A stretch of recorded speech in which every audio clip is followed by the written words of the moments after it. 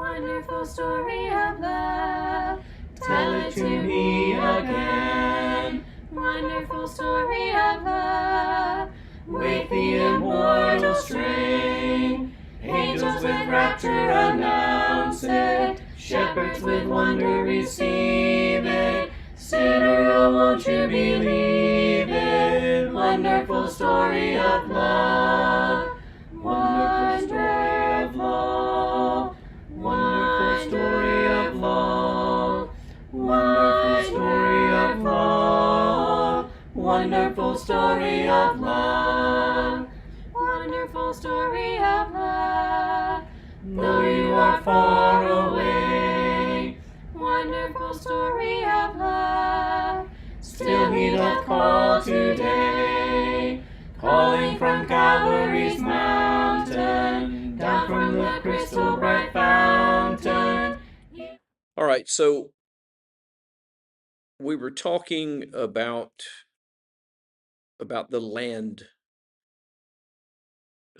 regulations that come under the heading of the laws concerning Jubilee, and I guess start back in verse 18 and go all the way through about verse 34. Had several questions about that, and we expanded the discussion last week to address those questions. I'll just kind of wrap it up by saying this. When we talk about justice with regard to things like this, justice depends on the standard. We often measure economic justice today in this place where we live by asking questions like, well, is each person allowed to enjoy the fruits of their own labor? The idea of someone working hard for something, developing something, and then not getting to enjoy the fruit of it is unjust. Leviticus measures justice a little differently than that. The laws here in Leviticus are not exclusively grounded in economics or any other mundane measure. They're grounded in what God has done. They are grounded in men recognizing God's authority, and they are grounded in God's distribution of his promises the way he sees fit. Once that principle is understood and accepted, the individual laws become a little bit easier to understand. We're going to get into tonight in just a moment one of the most controversial parts of the Bible in, well, I say in modern, you'll hear this argument a lot. If you go out into the community, especially if you go and talk to young people on college campuses who are, let me rephrase that. If you go talk to young people who are versed in YouTube theology, you'll hear this argument a lot because it is very appealing. And it's about the bondage question that he's fixing to get into and the rules regulating slavery. And that just flies in the face of the modern sensibility of what justice is. The idea of someone being enslaved is not just. And so, what of these regulations? Does that mean that God endorses slavery? Does that mean that God is okay with it?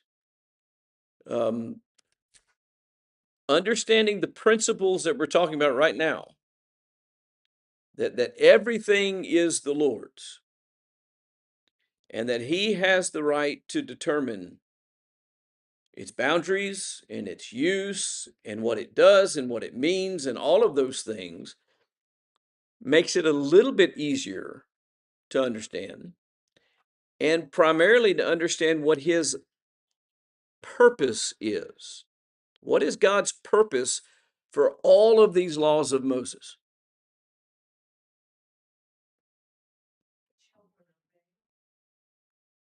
Okay, he does desire for the children to obey, but why did he give them? What's he trying to accomplish? Why did he allow Israel to enter into the land of Canaan and live there? Okay, he made a promise to Abraham that his descendants would dwell there. And so this is a fulfillment of that promise. But why did he even make the promise? What is he ultimately trying to accomplish? Redemption of man. That's at the core of all this. The reason why the nation even exists is because it is the mechanism by which he is going to bring in the Messiah in order to redeem us. And I will give you a hint. That word redeem, we've already seen a lot in this chapter. We're still yet going to see it more. It is a key term in this chapter. This is about redemption. And so all of these things ultimately are to preserve for himself a people who ultimately will bring his Messiah into the world so that he can redeem mankind from sin. He is trying to right the ultimate wrong. What was well, I hate to talk about it in the past tense, but I'm going to anyway. What was the most grievous thing to ever happen?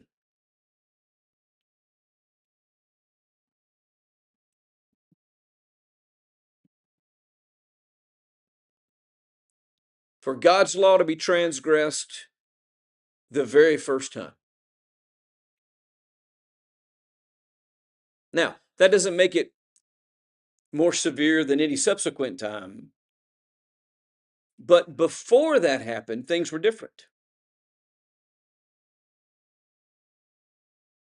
And after that happened, everything changed. And now God has to act in order to put things back where they belong. That's the point of justice, is to put things back as close to right as is possible. And that is what God is doing, is trying to put things back as close to right. Before sin, God had complete fellowship with his creation. After sin, he did not. He's trying to make that right. This is part of the process. Now, there's a lot more to be developed. The law was never the mechanism to actually take away sins. The Hebrew writer gets very, very deep into that subject. But the law was integral in bringing about the mechanism that he put in place to take away sins. And it was instructive regarding those things. And so this is I'm going to pick on Wesley again because he's sitting there. And this is the part of music where you're not making music, but you're getting taught the things that you'll later use to make music. Everybody wants to know how to play an instrument, and they want to be able to just pick it up and play something. It doesn't work that way. Neither does salvation work that way. It wasn't that God could just, okay, he had to do things, and then he had to do them in a specific time frame and order in which to accomplish the purposes that needed to be accomplished, when they needed to be accomplished, how they needed to be accomplished. These laws are preserving Israel, not because Israel is so righteous. In fact, before they ever went into the land, they stood on the outside of the Jordan. This is a second group. First generation died in the wilderness. The second generation stood on the precipice on the other side of Jordan and was told, okay, now go in and I'm going to be with you and you're going to take the land, but it is not because of you. It is because of me.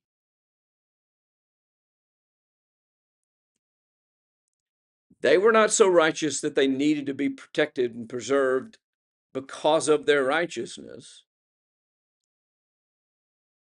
God kept them and preserved them Even after he allowed them to be carried away a number of times, he preserved a remnant to bring back to accomplish a specific task that was mandatory if he was going to redeem man from sin. And that is what this is all about. These are things that were required in order to keep and preserve and accomplish those purposes. And it's in that way that they're just. Listen to 1 Peter chapter 1, verses 3 through 5. You can turn over there with me if you want. 1 Peter 1, 3 through 5. Blessed be the God and Father of our Lord Jesus Christ, who according to his great mercy has caused us to be born again to a living hope through the resurrection of Jesus Christ from the dead. Listen, here's where the language gets very interesting in connection with the things that we're studying right now. To obtain an inheritance which is imperishable and undefiled and will not fade away, reserved in heaven for you, who are protected by the power of God through faith for a salvation ready to be revealed in the last time. The preservation of Israel's inheritance in the land of promise anticipates this greater reality, that through Christ, God has provided an inheritance that cannot be lost, cannot be corrupted, cannot be taken away. And that's what we see going on here. They went in, the family was given a piece of property. They might be separated from that property for a while, but what did God ensure happened? They received it back. And again, keep in mind, I already mentioned redemption is an important theme through this chapter. And so keep that in mind as we talk about these things. And so as we go on, picking up the reading in verse 35 of Leviticus 25. Now, in case a countryman of yours becomes poor, by the way, countryman doesn't mean somebody that lives outside the city, a fellow Israelite. In case a countryman of yours becomes poor and has his means with regard to you falter, then you are to sustain him like a stranger or a sojourner, that he may live with you. I'm going to stop there for a moment. Just make sure we all understand what he's talking about here. What's he talking about?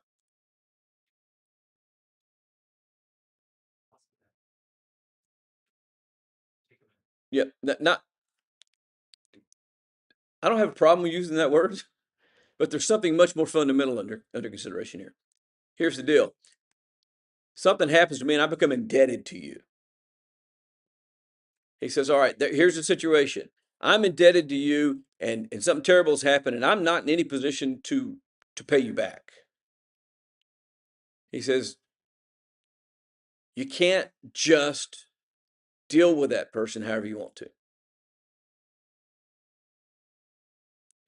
You must sustain him. Now, that is not what debt holders do to people by nature. Debt holders use their advantage over people to control them and manipulate them and dominate them and sometimes even crush them. He says you can't do that. Your job is to sustain them like a stranger. Or remember, he gave instructions about the strangers in the land and the sojourners in the land, about allowing them to glean and making sure that you treated them properly. You have to treat your countryman who falters in a debt to you in a way that you sustain him, that he may live with you. Do not take usurious interest from him. Usury is still a problem. Go to these payday loan places and find out how much they charge for a loan. You cannot take usurious interest from him, but revere your God. Notice the reason why. It has nothing to do with the person that owes you the debt. Revere God. You do this because of God, that your countrymen may live with you. You shall not give him your silver at interest, nor your food for gain. For I am the Lord your God who brought you out of the land of Egypt to give you the land of Canaan and to be your God.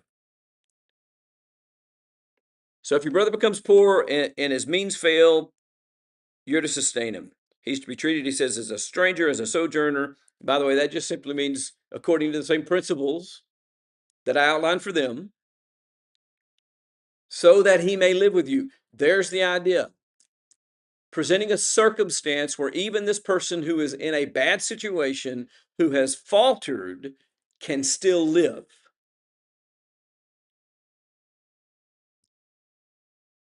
How many people have a mortgage on their house? If you quit paying your mortgage, how long would you keep your house?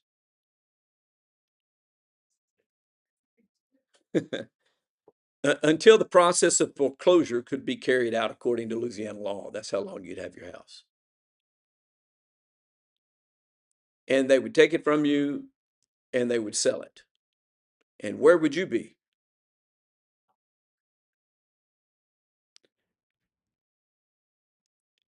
He is going to build some protections in that says, listen, these people in these circumstances, because of me, because of what I'm doing here, what I have done for you, what I'm doing with you, what I'm doing for all mankind, because of me,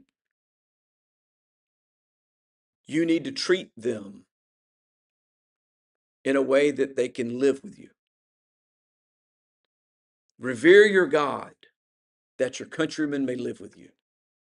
Now, it's important to note this says countrymen. This is a fellow Israelite. All bets were off with foreigners that owed you money. Money is not to be loaned at interest. Food is not to be supplied for profit. Somebody needs food, you don't take advantage of them.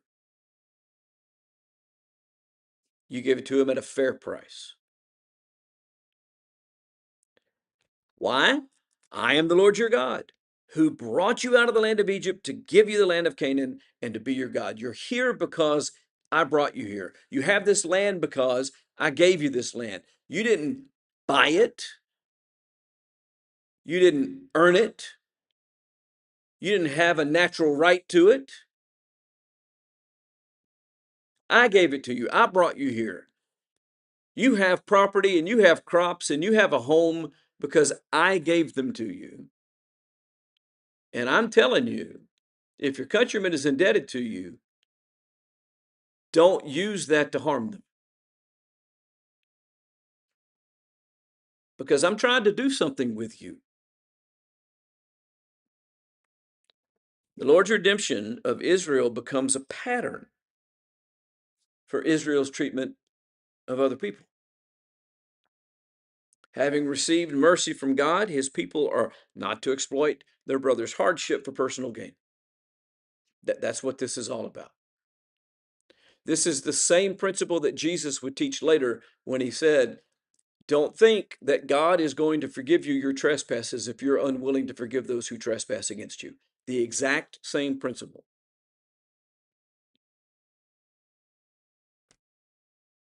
Verses 39 through 46. If a countryman of yours becomes so poor with regard to you that he sells himself to you. Well, what's it mean he sells himself to you? He makes himself a slave.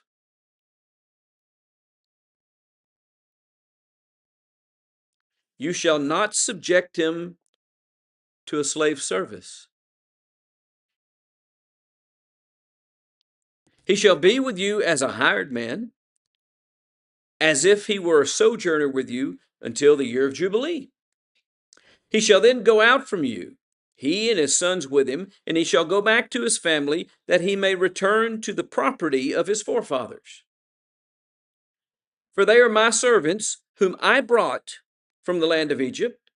They are not to be sold in a slave's cell.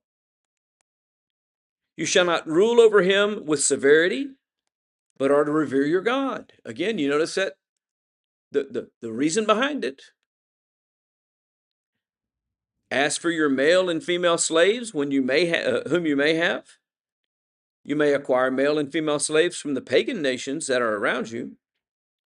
Then, too, it is out of the sons of the sojourners who live as aliens among you that you may gain acquisition, and out of their families who are with you, whom they will have produced in your land, they also may become your possession. In other words, you can hold them in perpetuity, and their offspring can become yours. You may even bequeath them to your sons after you to receive as a possession. You can use them as permanent slaves, but in respect to your countrymen, the sons of Israel, you shall not rule with severity over one another. Now, if the means of a stranger or of a sojourner with you becomes sufficient, and a countryman of yours becomes so poor with regard to him as to sell himself to a stranger who is sojourning with you, or the descendants of a stranger's family, then he shall have redemption right after he has been sold. One of his brothers may redeem him. I'm going to stop there. Probably read a little bit further than I needed to, because that gets into the next section that I want to deal with. He begins by saying this: an Israelite not to be treated, even if he comes to you and he says, look, I don't have anything, and I want to sell myself to you for service. What God is saying is, you can't do that. Instead, you must treat him as a hired man or as a sojourner. What does that mean?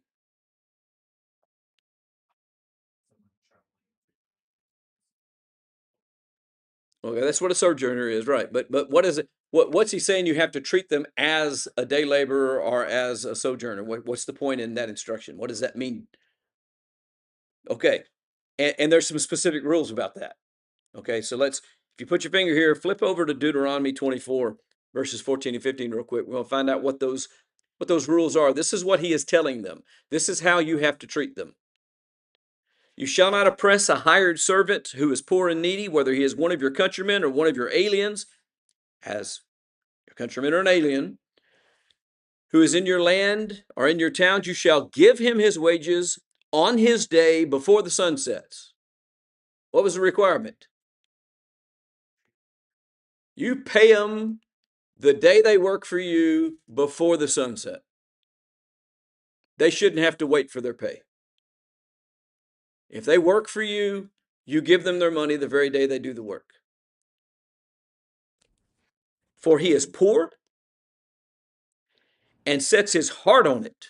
What does he mean? Listen, he's not doing this because he wants to do it. He's doing this because he didn't have a choice. What is that money to him? I tell you what it is. It's whether he eats or not. It's whether he can feed his wife and his kids or not. He has his heart set on it. He's taken that job and sold himself to you that day, sold his time to you that day because he is in need of that money. Don't make him wait for it, so that he might not cry against you to the Lord and it becomes sin in you. Understand what God is saying. If you do not treat these people right, it is a sin against God. So when he tells them, when your countryman becomes poor, he comes to you, wants to sell himself into bondage to you, you're not allowed to treat him like a slave. You treat him like a day laborer. You pay him for his work, and you pay him every single day that he works for you. Before the sun sets, you make sure he gets his wages. And he does this until when? Until the year of Jubilee. What happens at Jubilee? The trumpet sounds and liberty is proclaimed, and those obligations are relieved. Debt is relieved. Servitude is relieved. If you sold your property, it's relieved. You go back home, you go back to your family, you go back to your land, and you're at liberty. Free. Reason given? Well, it's a couple of things. Well, he returns to his family, to his children. He returns to the property of his forefathers. That was verse 41. Verse 42, for they are my servants. You can't hold them as slaves. Why? They're already my slaves. It's the same thing as the land. You don't own the land because it's my land. So you don't own an Israelite because the Israelites are my servants. And I am going to make sure that they eventually are set at liberty. I will redeem them.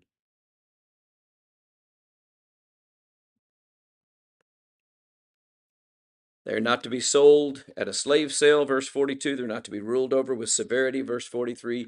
You have to treat people with respect. The Lord commands, but you are to revere your God. All of this is to show your respect for God. When we get to the New Testament, Peter would write about wives, for instance, who have unreasonable husbands who are not good to them, but they should do what? They should submit to them anyway. Why? For the sake of the Lord. It's the same thing. The reasoning behind this is to show your respect to God. Why do we have to listen to the governing authorities?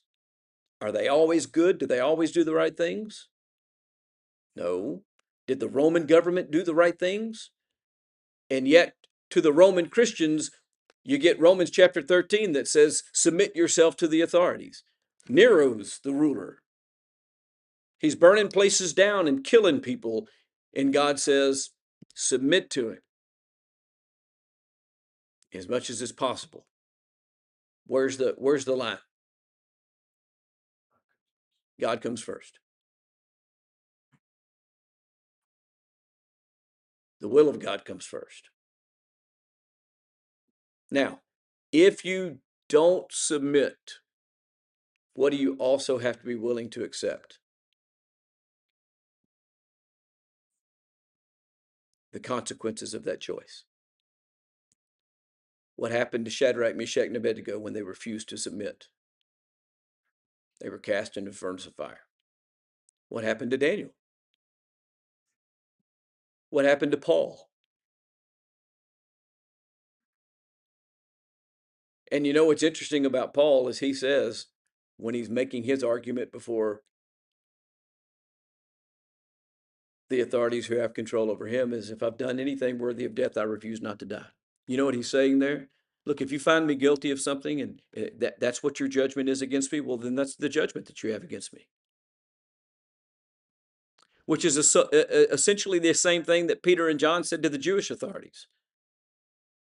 You decide whether or not what we're doing is wrong, but we must serve the Lord.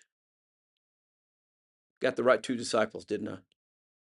In Acts 5, yeah, Peter and John. We have to be ready to accept the consequences of making that choice, which is a very, very hard thing to do sometimes. But why do we do all this? Why do we submit to these people who don't deserve it? Because of God.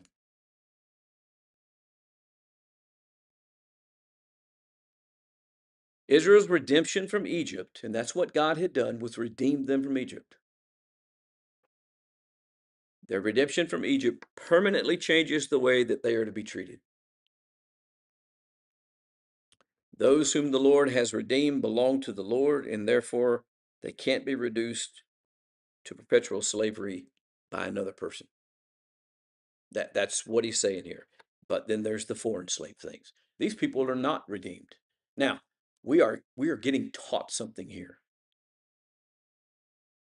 There is a real difference between being counted among the redeemed and not being counted among the redeemed.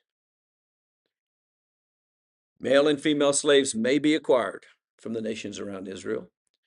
They may also be acquired from the strangers that lived among them. By the way, the strangers that lived among them could also become wealthy enough to do what?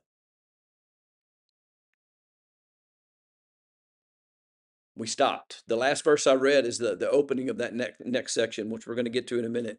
I'm going to tell you what it is. It may be that the sojourners among you had money and you didn't have money, and all of a sudden you're in bondage to a sojourner. You sell yourself to a sojourner. And we're going to see how God deals with that situation. But that's a possibility. They can become an inherited possession for future generations. You can bequeath them to your children.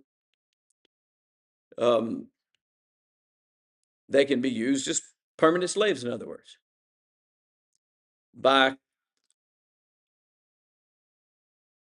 Concerning fellow Israelites, though, you shall not rule over one another with severity.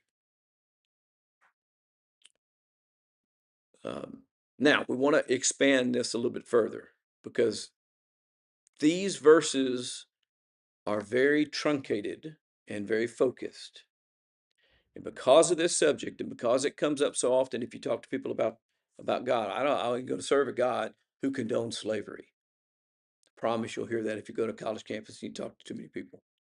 Somebody's been trained to offer that argument. That's not all God said.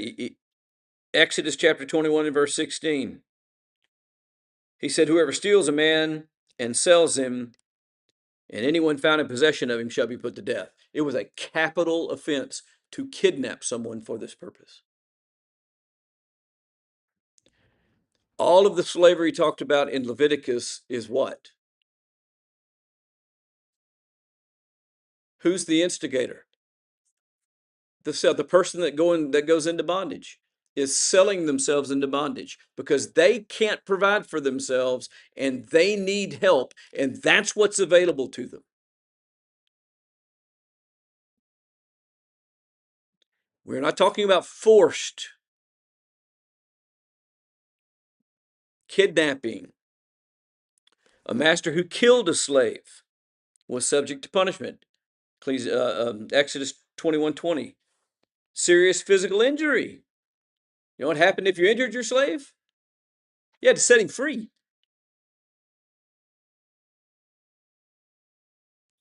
So even among the people that you had a right to possess, if you mistreated them, you lost the right to possess them. Slaves rested on the Sabbath along with everyone else. They had a day of rest. It was mandatory. Exodus 20 and 10 and Deuteronomy 5 and verse 14. Additionally, slaves were not viewed as property exactly. This is Deuteronomy 23 verses 15 and 16. Listen to it. You shall not give up to his master a slave who has escaped from his master to you. So we got a situation where there's somebody's enslaved somebody and he escapes the situation. Let's just assume the master is not a very good guy and he runs away. And he comes to my house. This is God saying to me, you shall not give up to his master a slave who's escaped from his master to you. He's come to me. I don't bring him back to his master. He shall dwell with you in your midst, in the place that he shall choose within one of your towns, wherever it suits him. You shall not wrong him. Not exactly treated the way chattel property would be treated. It's impossible to equate this system with the Euro-African race-based chattel system that human beings engaged in, where they forcibly captured, traded as property, and with governmental sanction returned escapees to their masters when they escaped. Interestingly enough, it's my understanding if there was a runner, someone who tended to try to escape, one of the things that would be eventually done would be a foot would be taken to make it impossible for them to run. Under God's system, such behavior would render it a moot point because what would happen? He'd be freed. So what he's doing is setting parameters. limitations on how you treat people in this relationship. He didn't invent the relationship. He didn't say, go do this. He said, when you're in this situation and this relationship exists, and someone comes to you and enters into this relationship with you, you treat them properly and you care for them. And if they're your countrymen, you treat them like a laborer and not like a slave. Now, what happens? Let's say you get to Jubilee and it's time for all the slaves to be let go that are your countrymen. What happens if the person says, well, I don't want to go? I kind of like this guy. You're nice to me. It's a nice place to live. You're fair. I'm not going to be in any better shape if I leave here. So I just want to stay here with you. And I want to do it forever. Yeah, that was allowed. And you would take an awl, go up basically to your doorpost, put their earlobe against it, drive the awl through it, put a hole in their ear, and then they were permanently your slave. Why would they do that? Because you were good to them. And that's where they wanted to be under your care. And there is a connection between that imagery and what it means to be a servant of God. We should voluntarily want to be under his direction and control and voluntarily offer ourselves as a permanent possession. Why? Because of God's righteous treatment and care and provision. There's a wonderful exchange between Peter and Jesus. When a bunch of people have left Jesus and Jesus turns to the disciples and says, will you leave as well? Remember what Peter said to him? Lord, to whom shall we go? You have the words of eternal life. No, we don't want to leave. We don't want to run away. We don't want to gain our liberty from you, because what you have for us is better than what we can get for ourselves. It's the same ultimate story as the prodigal son, who got his inheritance from his father and ran away for his freedom, but then realized what? It was better at his father's house as a servant than where he was at. And so all of this is building some parameters for how we look at people, how we treat people, how we value people, what we do with people. And it should not be misunderstood. It should be recognized for what God is doing here, which is saying, look, these relationships exist. You're going to do it, but you're going to do it in a proper way. And you're going to respect me by respecting them. All right, we got to stop. We're going to get to the next phase of this, which is what happens when an Israelite ends up getting sold to one of the strangers that's among them. There's an interesting conundrum, because the stranger may or may not want to respect God's Jubilee law. And so how is God going to redeem and care for these people? And we'll talk about that next time, Lord willing.